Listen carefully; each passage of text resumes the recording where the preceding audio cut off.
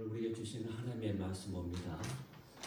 신명기 20장 1절에서 9절까지입니다.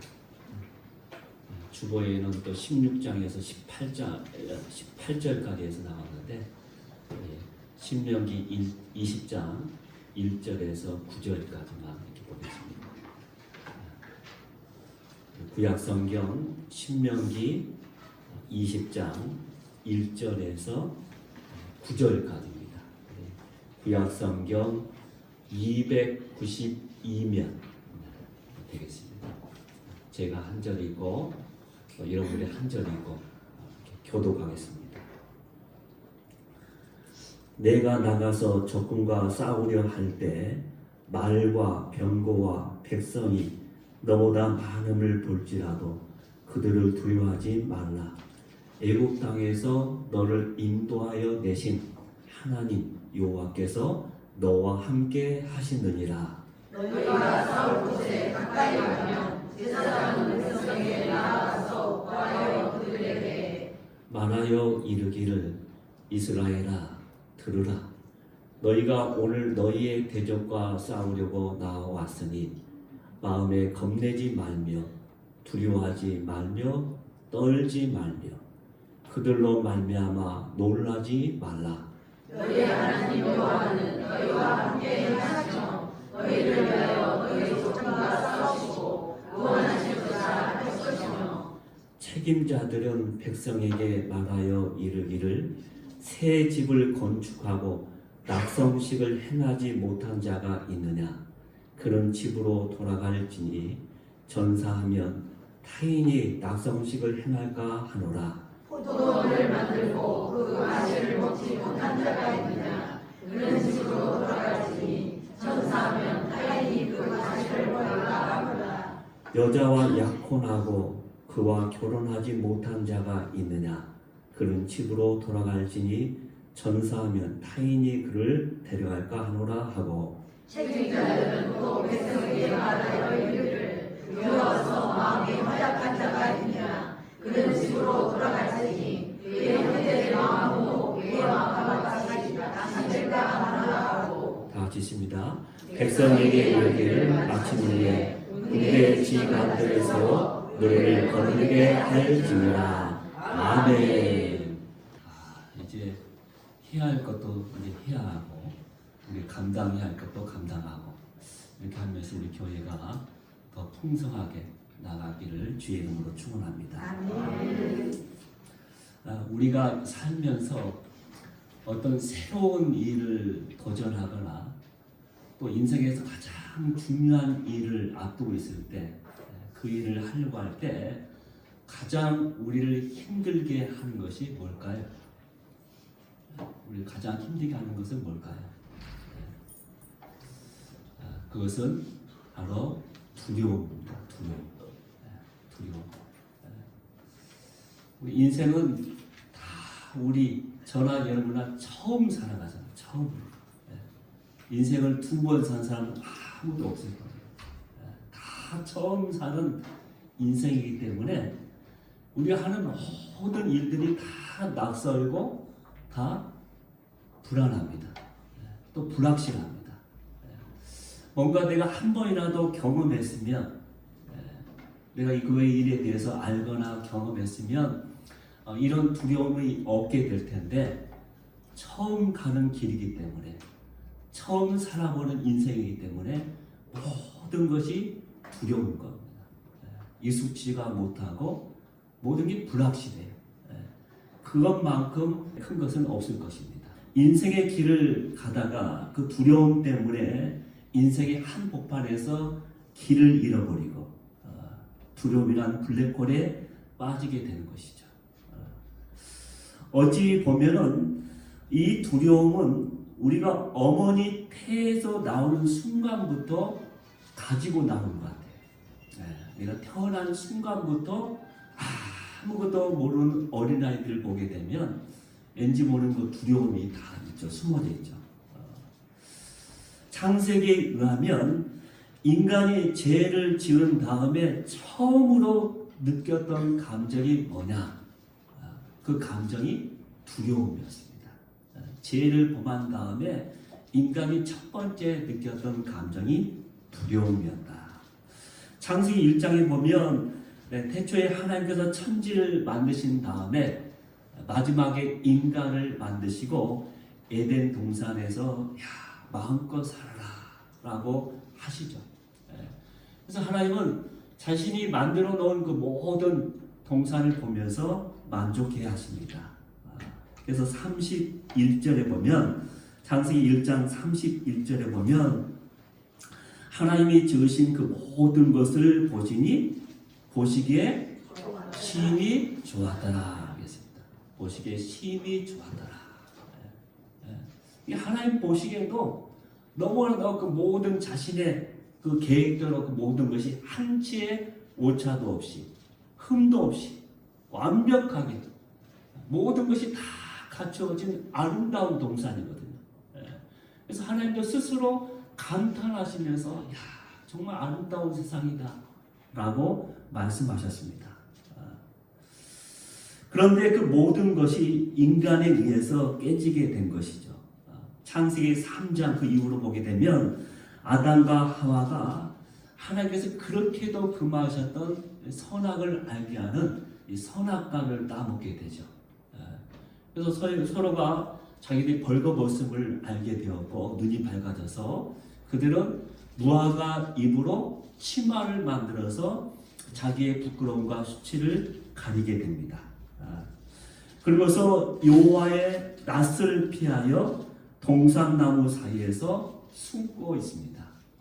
이렇게 숨고 있는데 그때 하나님께서 그 아담과 하와를 찾아오시죠.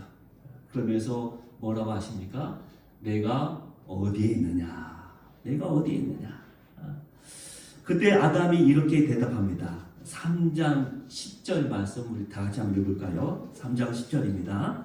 내가 동산에서 하나님의 소리를 듣고 내가 벗었으므로 두려워하여 숨었나이다. 아멘. 여기 보니까 죄를 범한 다음에 첫 번째로 인간의 느꼈던 감정은 두려움이었습니다. 오늘 말씀 보니까 여호와의 하나님의 소리를 듣고 그랬어요. 하나님의 소리를 듣고. 하나님의 소리를 듣고 내가 두려워서 숨었나이다. 여러분 죄를 짓기 전, 그 전까지만 해도 하나님께서 오시는 그 시간이 기다려지고 아담과 하와에게는 한없이 기쁨의 시간이었어요. 그래서 에덴 동산에서 하나님과 거리면서 그 모든 것을 다 즐기며 그 모든 것을 다 누렸던 것 같아요. 하나님 주신 모든 풍성함과 기쁨과 감사와 그 모든 것들. 근데 죄를 지은 다음부터 이제 하나님을 피하게 되었죠.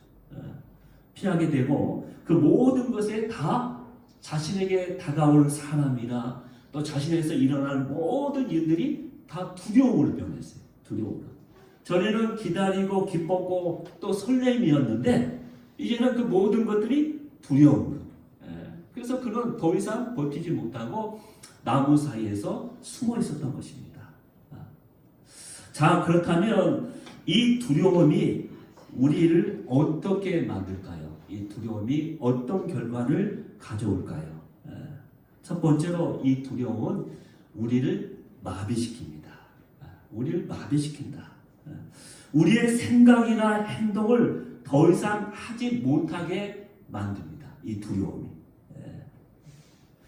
그래서 우리를 알고 꼼짝 못하게 만드는 것이죠. 이게 한마디로 정신 못 차리게 만드는 거예요. 멍하게 만듭니다. 이 두려움에 빠지게 되면 그 모든 것 아무것도 할 수가 없어요. 한 걸음도 나갈 수가 없습니다. 그 두려움이 자신을 점령하고 지배하고 있기 때문에 어떤 사람을 보든지 어떤 일을 하는 자체가 그런 용기가 나지 않는 거예요. 그래서 꼼짝 못하고 마비되어 있는 겁니다. 제가 이제 운전을 하게 되었는데 군에 가니까 군목으로 딱 가게 되니까 어떤 권사님이 차를 주셨어요. 차를 주셔가지고 그 차를 몰면서 그 전방 22사단 강원도 속초 고성을 하면서 그 전방을 휘젓고 열심히 군종 활동을 하게 되었는데 한 번은 제가 그 동해안길 그 7번 국도가 있잖아요. 7번 국도가 쭉 있는데 약간 저녁 때, 저녁 때 운전을 하다가 첫 번째로 제가 교통사고를 냈어요. 첫 번째로. 누구하고?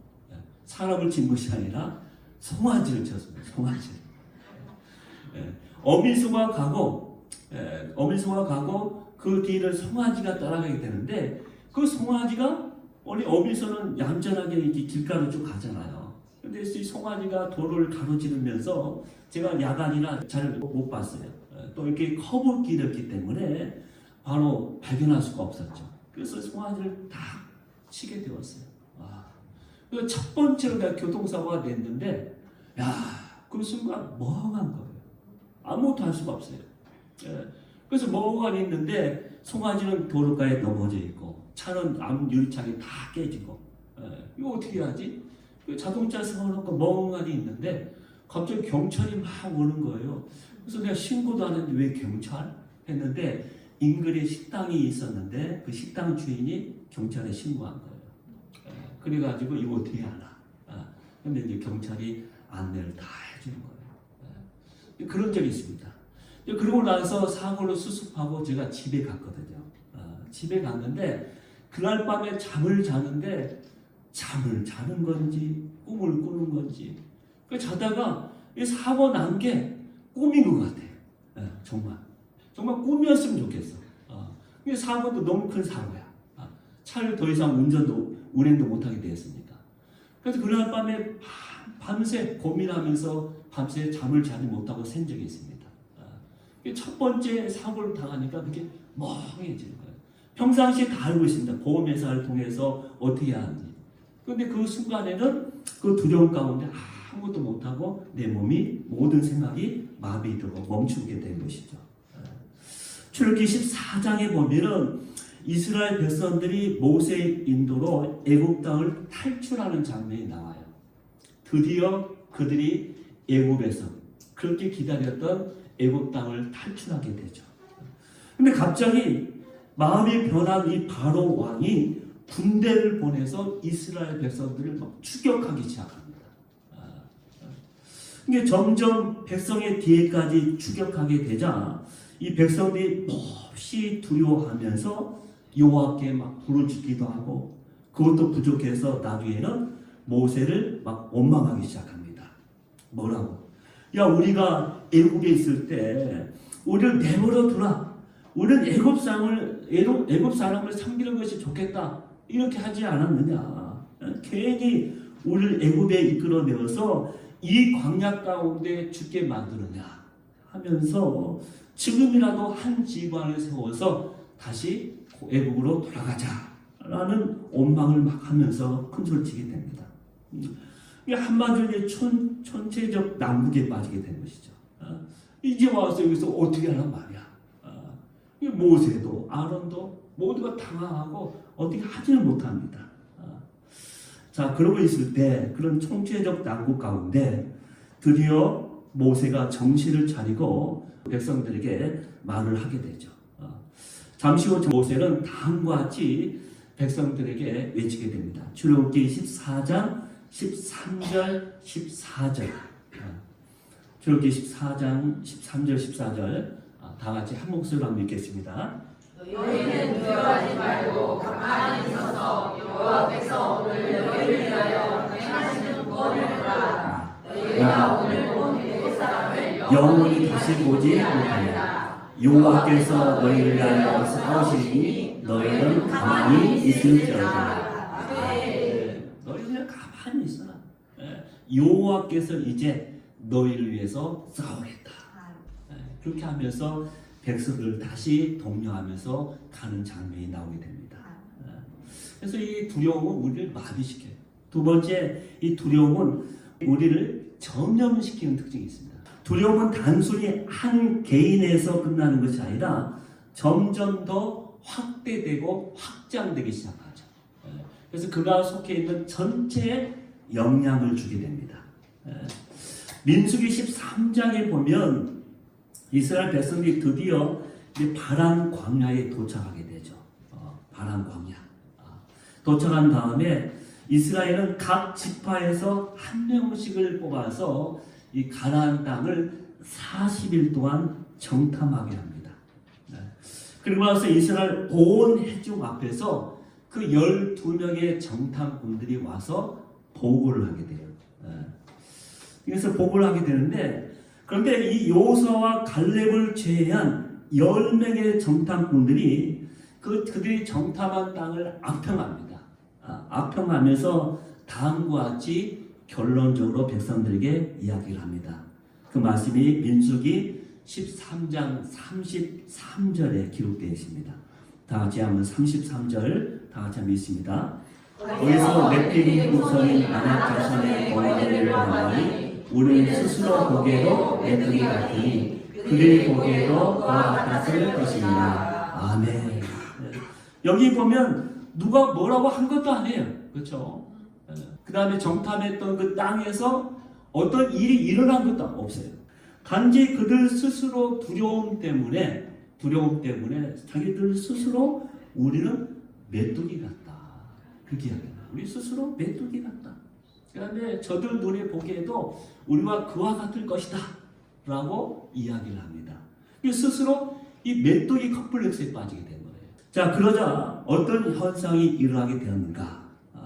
민수기 14장에 보면은 그 보고를 듣고 있었던 모든 백성들이 모세를 원망하고 밤새도록 대성통곡했다고 나옵니다. 그러면서 지금이라도 애국으로 돌아가자 한 지관을 세워서, 그래서 우리가 칼에 쓰러지고 우리 처자가 사로잡히는 것을 면하자라고 외치게 됩니다. 그러자 모세와 아론도 더 이상 버티지 못하고 주저앉게 되죠. 너무나 백성들이 웅성웅성하면서 너무나 그냥 소리가 시끄럽게 되니까 이 모세 아론도 놓아버리죠. 그때 여호수아와 갈렙이 자신들의 옷을 찢으면서 온 백성들에게 큰 소리로 외치게 됩니다. 그게 민수기 14장 8절 9절에 나옵니다. 14장 8절 9절 다 같이 한 목소리 읽겠습니다. 여호와께서 우리를 기뻐하시면 우리를 그 땅으로 인도하여 드시고 그 땅을 우리에게 주시리라. 이는 과연 젖과 꿀이 흐르는 땅이다. 다만 여호와를 거역하지 말라. 또 그 땅 백성을 경하지 말라.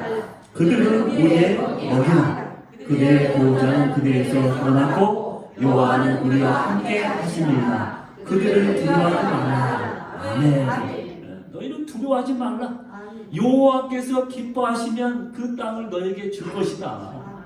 중요한 것은 너희가 여호와 앞에 기쁨으로 나아가게 되면, 감사하며 그 약속에 아멘 아멘 하면서 믿음으로 나아가게 되면 그 땅은 반드시 너희가 차지하리라.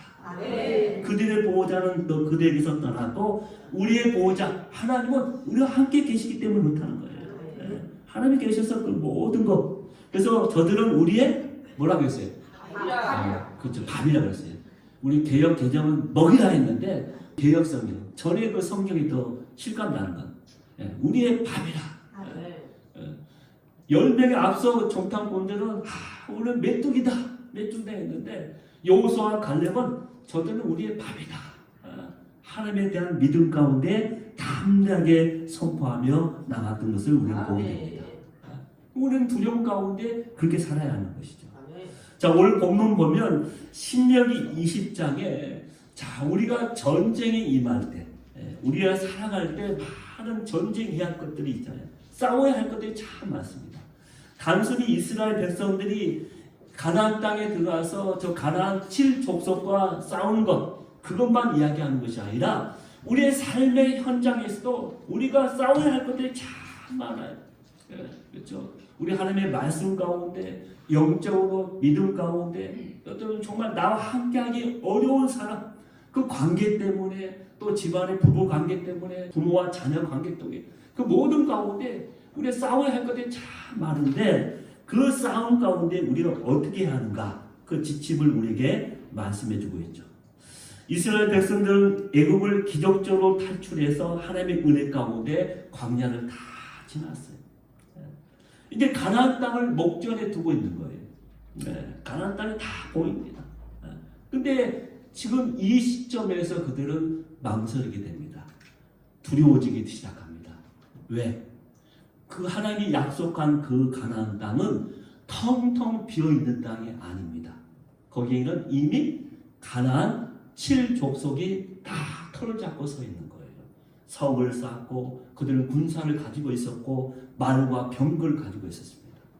그런데 이스라엘 백성들은 가진 게 아무것도 없어요. 훈련된 군대도 없고 무기도 없고 어떤 전략도 없고 그냥 하나님의 말씀에 따라 그냥 하나님의 약속에 따라 여기까지 왔는 거예요. 근데 막상 저들 앞에 이제 다 가나안 족속을 정탐하고 다 와서 보니까 이제 전쟁을 막 해야 하는데 갑자기 멍해지는 거예요. 두려움이 생긴 거예요. 이제 본격적으로 전쟁을 할 시점에 저들 상대로 전쟁을 해야 하는데 엄두가 나지 않는 거예요. 두려워 떨면서 그들 앞에 두려워 망설이게 될 수밖에 없었던 것이죠. 그러자 하나님께서 그들 가운데 개입하십니다. 이스라엘 백성들이 가나안 땅에서 전쟁에 나갈 때 어떻게 너희가 해야 할지 그 지침을 하나씩 주고 계시는 장면이 오늘 20장에 나와 있는 말씀이죠. 그래서 그 모든 것 가운데 너희가 어떻게 해서 싸워야 하는지. 먼저 1절에 보면 적군과 싸우려 할 때 말과 병거와 적군의 숫자로 인하여 너희는 두려워하지 말라라고 말씀합니다. 제일 먼저 너희가 해야 할 것은 너희 가운데 있는 두려움을 너희가 그 가운데 너희가 자유로 그들을 잠재우고 거기서 탈출해야 한다는 거예요. 두려움을 없애야 한다는 거예요. 큰일 날 때. 왜냐하면 애국 땅에서 너희를 인도해 내신 하나님이 너희와 함께 하시기 때문에 그렇다는 거예요. 네. 하나님이 너희와 함께 하시기 때문에 네. 지금도. 근데 그 하나님은 어떤 하나님이냐? 너희가 지금까지 보고 경험하고 너희가 지금까지 그 모든 애국 땅에서 탈출할 때 광야 40년 세월 가운데 그 모든 걸 입혀주시고 먹여주시고 그 모든 침입 전쟁 가운데 너희를 지켜주시고 이기게 하신 그 하나님이 함께 하시기 때문에 그 지금까지 인도하신 그 하나님 그 하나님을 너희가 알고 있지 않느냐. 그 하나님이 지금도 너희와 함께하고 너희를 위해서 싸우실 것이기 때문에 너희는 두려워하지 말라는 거예요. 네. 어느 누구도 할 수 없고 어느 누구도 꿈꿀 수 없는 그 일을 하나님의 능력과 기적으로 여기까지 오지 않았느냐. 그래서 너희는 담대하게 그 땅을 향하여 가라고 말씀하십니다. 하나님이 함께 하시면 두려움이 없을 것입니다. 네. 그러므로 그리고 그 다음에 너희가 싸울 것에 가까이 가면 이제 또 점점 행진해가지고 이제 곧 싸움을 하게 됩니다. 본격적인 전쟁을 앞두게 되면 이게 제사장들이 다시 한번 백성들에게 나가서 저들에게 하나님의 말씀을 선포하게 됩니다. 무엇이라고요? 3절, 4절. 오늘 본문 3절과 4절.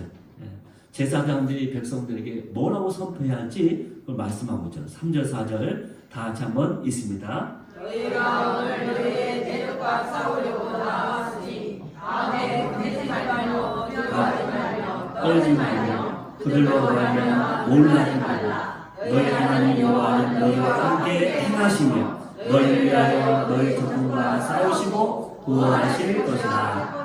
아멘. 여기 보면 하나님은 계속해서 제사장들을 통해서 백성들에게 반복적으로 말씀하셔요. 여기 보면 겁내지 말고 두려워하지 말고 떨지 말고 놀라지 말고. 그들이 얼마나 두려워했는가 그것을 우리가 단적으로 알 수 있죠. 계속 같은 단어가 반복적으로 이렇게 강조되고 있잖아요. 그만큼 백성들이 두려워하고 있다는 거예요. 그래서 다시 한번 그들 가운데 그러지 말라. 왜? 여호와 하나님이 너와 함께 행하십니다. 너희를 위해서 적군과 싸우시고 결국은 너희를 구원하실 것이다. 아멘. 그러면서 담대하라고 말씀하고 있죠.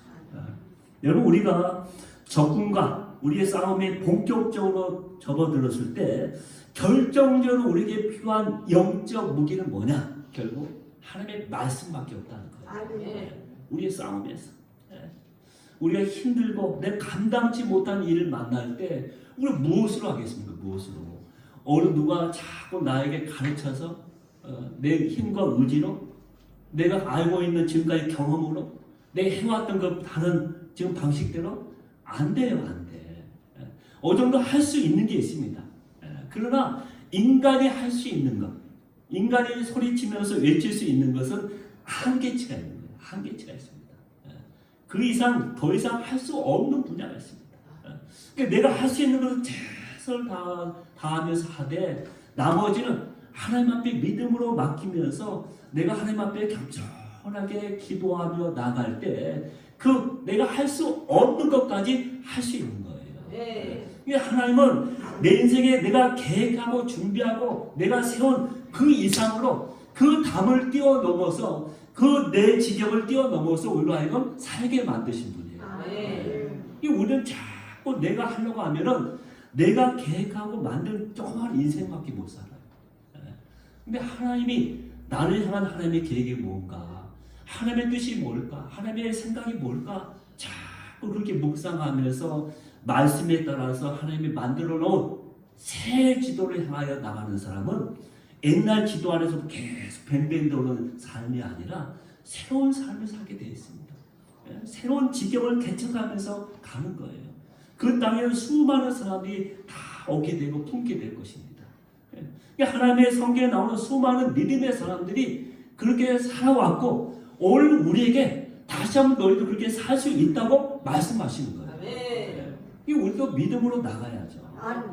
자꾸 우리가 이 심은 면 안에서 그냥 내가 먹고 살 정도만, 내가 그럭저럭 내가 할 수 있는 만큼 자꾸 내 안에 이렇게 갇혀 있으면 더 이상은 내가 뛰어넘을 수 없다니까요. 이제 하나님의 의지하면서 그분을 믿으면서 우리의 한계를 뛰어넘어야겠죠. 그게 우리 믿음의 사람이에요. 저와 여러분이 가져야 믿음의 길이에요. 우리 교회가 또 넘어야 할 길입니다. 우리 신목교회 지금까지 이렇게 해봤는데 여기까지 왔는데 안 돼요. 이것저것 해봤는데 안 돼요. 이 정도예요. 아니죠. 우리도 다시 변해야죠. 하나님이 이 시대 또 여러분 새로운 일꾼을 이렇게 뽑잖아요. 그럼 새로운 일꾼을 뽑으면 하나님의 또 다른 계획이 있는 거예요. 저도 새로 이곳에 왔고 또 다음 주에 새로운 일꾼도 뽑아서 장로님 2분, 권사님 2분, 안수장 2분 세우신 뜻이 있는 거예요. 그럼 그분을 통해서 하나님의 우리의 역사가 우리 지경이 점점 더 넓혀져야죠. 자, 그 옛날에 70년 전통 역사만 자랑하고 아무것도 없어요. 그럼 되겠습니다. 그래서 우리는 그런 온대한 비전과 꿈을 갖고 하나님 앞에 꿈꾸는 하나님의 사람들이 되기를 주의 이름으로 축원합니다. 그럴 때 그 꿈은 이루어지는 거예요. 비록 희미하고 처음에는 안개에 덮인 것처럼 내 인생이 아무것도 안 보여서 불확실하죠. 특히 우리가 어떤 일을 처음으로 개척하고 내가 뭘 이렇게 결정하고 선택해야 할지 참 어렵죠. 내가 이 길을 계속 가야 할까? 내가 이 길을 계속 고수해야 할까? 아니면 어떻게 할까? 그런데 자꾸 믿음으로 한 걸음 한 걸음 가다 보면 그 안개들이 거치면서 눈앞에 뚜렷하게 우리의 봐야 할, 우리가 지향해야 할 그 점이 보이는 거예요. 우리 목표가 생기고 우리가 가야 할 새로운 도전이 생기게 되는 거죠. 그래서 우리는 그것을 위해서 사는 자예요. 그래서 우리가 결정적으로 어떤 일, 중요한 일을 만나거나 내가 결정적으로 이건 안 돼. 그럴 때 우리가 필요한 것은 뭡니까? 하나님의 말씀이에요. 말씀. 그래서 에베소서 6장에 보면 에베소 6장 17절에 보면 하나님의 말씀은 뭐다? 곧 성령의 검이다 그랬어요. 하나님의 말씀. 하나님의 전신갑주를 입으면서 다 방어용이에요. 다 방어. 구원의 투구, 의의 흉배, 진리의 허리띠, 신발. 그 모든 것을 다 방어하는 거예요. 근데 유일하게 공격 무기가 딱 하나 있어요. 그것은 하나님의 말씀, 성령의 검이에요. 그래서 내가 누구를 만나든 언제 어디서든 내가 그 말씀을 갖고 나의 모든 싸움에서 다 찌르면서 그렇죠? 공격하면서 나가는 거예요. 그래서 그 일을 개척해 나가는 거예요. 그러기 위해서는 어떻게 합니까? 우리가 평상시에 하나님의 말씀을 내 속에 많이 저축해 놔야 합니다. 여러분 내가 내 삶 가운데 내 신념 가운데 말씀이 없으면 여러분 결국 좀 가다가 그냥 실망하고 넘어지고 또 흔들려요. 또 옛날 모습으로 그냥 되돌아와요. 근데 그 속에 하나님의 말씀이 있으면 그 다음부터 내 힘과 의지로 생각대로 거기까지 갔다고 하면은 그 다음부터는 이 말씀이 그 사람을 끌고 가는 거예요. 그를 붙잡고 가는 거예요. 그럴 때 우리는 그것을 다 넘을 수가 있는 거예요. 우리는 선 안에 갇혀 있는 사람 아니라 선 밖에 계신 하나님께서 우리로 하여금 자꾸 너의 선 밖으로 나오라고 말씀하셨어요. 그래서 우리는 그 가운데 변화되고 뭔가 새로운 탈출하며 자유함을 맛보며 풍성함을 맛봐야겠죠. 근데 자꾸 우리는 선 안에서만 살라고. 왜? 그 선 안이 편하거든. 편해. 내가 지금까지 살아왔고 내가 지금까지 익숙하고 근데 그렇게 하는 게 나에게 그냥 전혀 걱정도 안 되고 내가 막 땀 흘릴 필요도 없고. 근데 문제는 선 안에만 있기 때문에 그 인생을 끝나는 거예요. 그래서 우리 자꾸 하나님 우리로 하여금 너의 선 밖으로 나와라. 내가 너와 함께 하겠다. 그럴 때 우리 사람은 새롭게 주 앞에 나갈 수가 있는 것입니다. 자, 그런데 여기까지 이해가 되는데 그 다음에 하나님께서는 하나의 이해할 수 없는 명령을 하고 있습니다. 그 다음 장면 보면 5절에 보면 백성의 두령들, 책임자들이 백성 가운데 다 앞서 나와서 뭐라고 하냐면 전쟁에 나가지 않아도 될 사람들을 호명하면서 그들을 막 열애시킵니다. 보면은 첫 번째 새 집을 건축하고 낙성식을 하지 못한 자들 열애시켜라. 이 낙성식은 뭐냐면 사람이 새 집을 지은 다음에 하나님께 봉헌하는 의식이 낙성식이에요.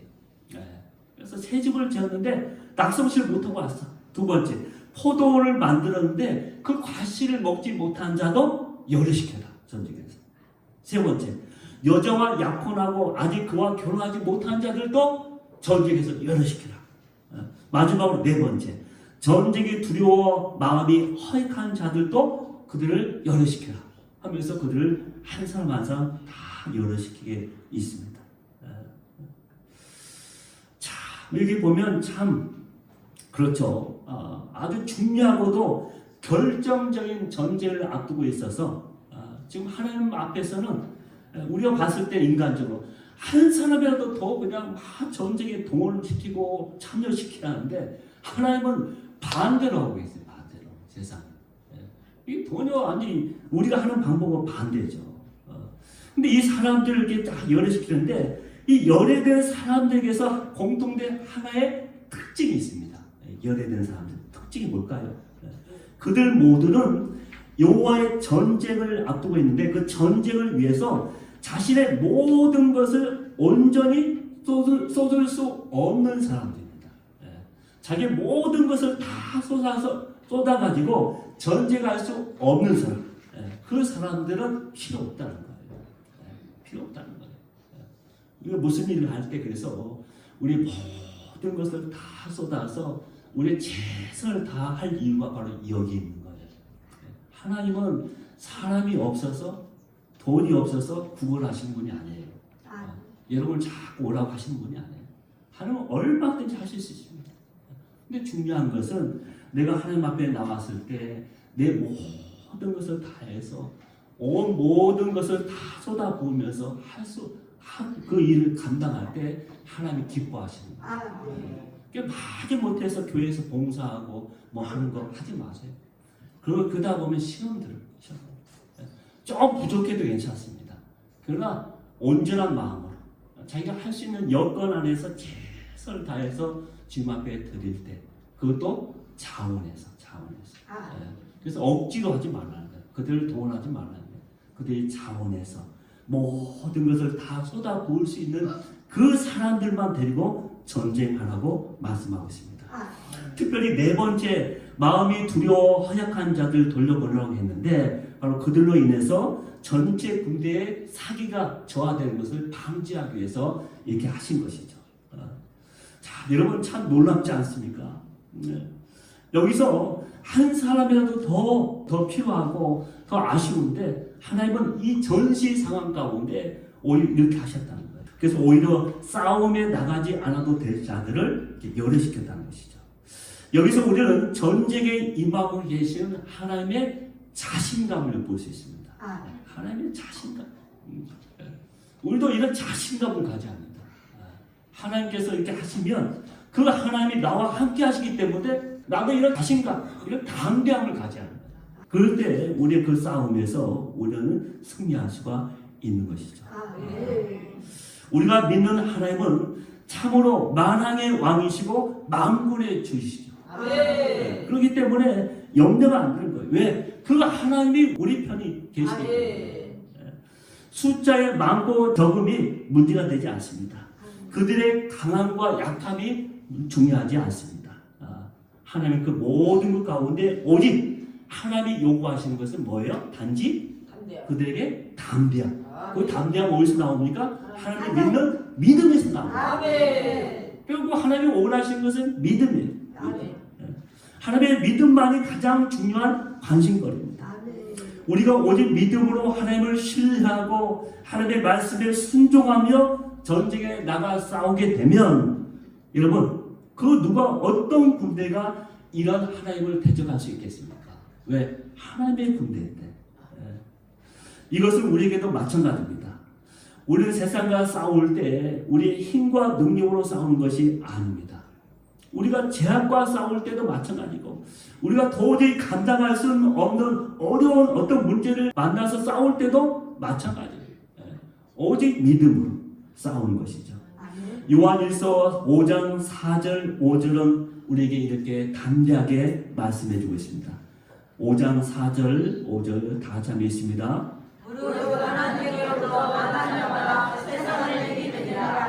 세상을 이기는 승리는 이것이 우리의 믿음이라. 예수께서 하나님의 아들이신 이기는 자가 아니며 세상을 이기는 자가 누구나. 아멘. 여기 보면 하나님께 난 자마다 세상을 이기느니라. 그렇죠? 이미 선언하셨어요. 너희를 이기는 사람이다. 요한계시록이 있다 보면은 그 요한계시록 가운데 계속 반복되는 하나의 단어가 있습니다. 그 단어가 뭐냐면 이기는 자예요. 이기는 자. 하나님께서 마지막에 이기는 자로 너희를 세워주겠다. 우리 세상 가운데 살면서 막 지는 것 같아요. 내가 어떤 일이 안 돼서 실패하는 것 같아요. 나는 끝난 것 같아요. 그러나 하나님은 너희가 끝까지 여호와 하나님을 믿으면 결국 너희를 이기는 자로 세워주겠다. 그래서 하늘에서 영광을 누리게 하겠다고 우리에게 약속해 주셨습니다. 그래서 우리는 이미 이기는 자예요. 하나님을 믿기 때문에 이미 예수 그리스도께서 십자가에 달려 돌아가실 때 이미 그 모든 것을 다 이루었다 그랬잖아요. 다 이루었다. 그래서 너희는 이미 이긴 자다. 예수 그리스도 안에서.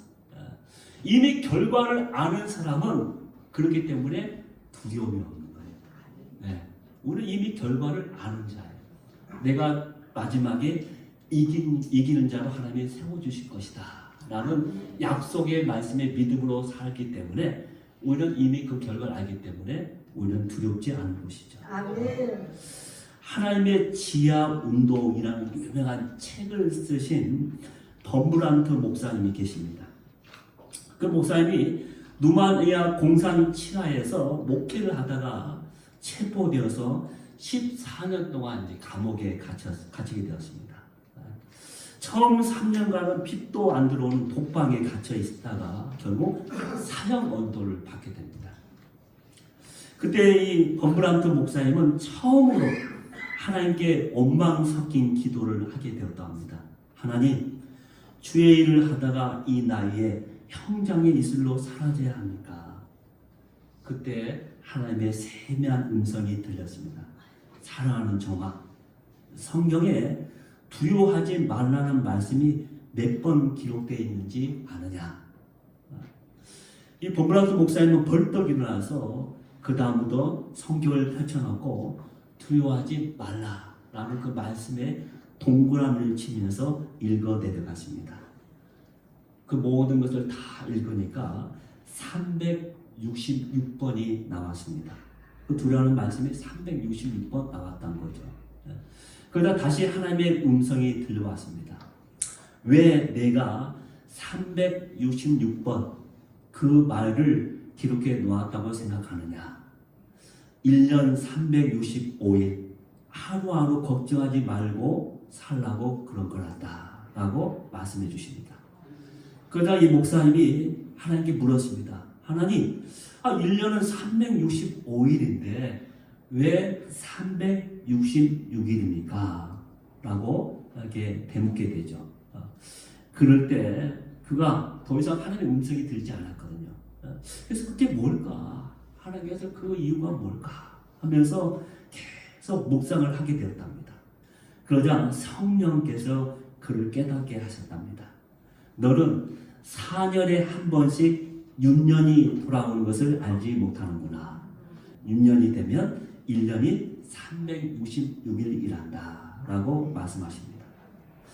이 본문한테는 말씀을 깨달은 후에 온망이 감사로 바뀌었고 기쁨으로 감옥 생활을 했고 하나님의 은혜 가운데 나중에 출소해서 사명을 감당했다는 내용입니다. 여러분, 하나님께 부름받아 사명을 받은 자는 결코 실패할 수가 없는 거예요. 세상에 어느 누구도 그를 넘어지게 할 수가 없는 것입니다. 왜? 그와 함께 하시는 하나님이 계십니다. 바울은 이렇게 고백합니다. 고린도후서 4장 8절 9절. 우리 다 같이 한번 큰 소리로 읽어볼까요? 4장 8절 9절 다 같이 한번 읽습니다. 우리가 사망으로 무력삼을 당하여도 쌓이지 아니하며 답답한 일을 당하여도 낙심하지 아니하며 박해를 받아도 버림받지 아니하며 거꾸로 뛸을 당하여도 망하지 아니하고.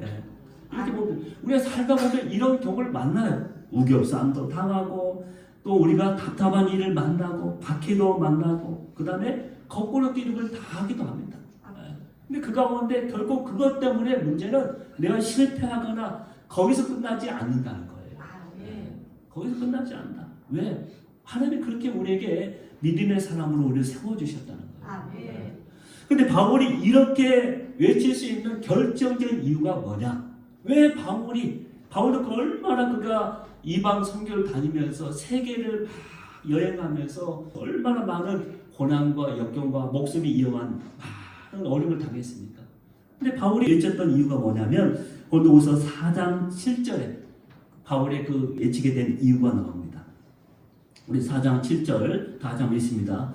우리가 이 보배의 질그릇에 가졌으니 이는 심히 큰 능력은 하나님께 있고 우리에게 있지 않음을 알게 하려 합니다. 아멘.